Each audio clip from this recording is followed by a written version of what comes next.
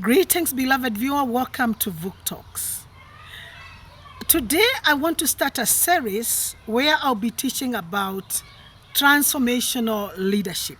This is a leadership style, a leadership model. Many of you might be knowing much about it, but I'll be discussing briefly on how to apply transformational leadership. We're going to be looking at the four main known pillars of transformational leadership: idealized influence, individualized concern, inspirational motivation, and intellectual stimulation. Today, I will address individualized concern. What is individualized concern? This is a pillar or a principle in transformational leadership where the leader looks at developing people with, looking at the individual or the people he's leading from an individual perspective. Assuming you're a manager somewhere and you have people under you, and because transformational leadership are development minded, they always think on how they could develop their followers.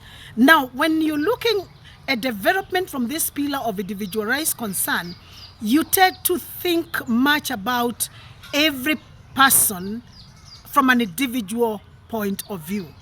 For instance, if you're a manager and you have your followers and you want to develop or to build their capacity, and you choose to bring some trainings that will help your followers, maybe in different departments, to develop them or to make them better in their skills and whatever they are doing. Now, when you're choosing training based on an individualized concern principle, you will not just bring a training for everybody, but you will mind what every individual in every department requires.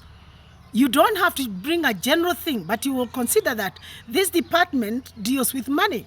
And therefore, I would make sure that I bring a training that will boost their skills in handling finances. And you may even go further to check what does a certain person need, and then you'll be able to bring development opportunities for them depending with their needs. As a parent, applying transformational leadership in your home, you may also need to or require to look at your children or those who you're working with at home from an individual point of view. You will consider their abilities, you will consider their passions, you will consider many factors even before you share tasks. You don't have to tell one of them to go and maybe clean up, whereas you know that is not their passion, or maybe they are not even good in it. You may consider other factors or even take time to train them before you give them that task to do. So in transformational leadership, on this pillar of individualized concern, you look at people from an individual point of view. Look at their passions, look at what they are going through, understand their seasons, so that whatever you're going to tell them to do or whatever you want to do with them, you delegate to them based on all those factors. There are times as a leader you may realize one of your staff members is going through a difficult time.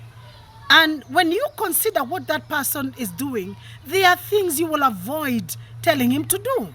You may even decide, like, everybody is supposed to be coming here at 8 o'clock, but because of what you're going through this time, we allow you for this week to be coming at 9 o'clock. That is an individualized consideration. You look at people from an individual point of view. Leaders who do that are able to get most out of those they are working with. So today we've talked about individualized concern. You can apply it in your home. You can apply it in your workplace. You can also apply it wherever you are with people as a leader. You can apply that principle of transformational leadership. Thank you very much. Looking forward also to have you for our next pillar, which will be idealized influence.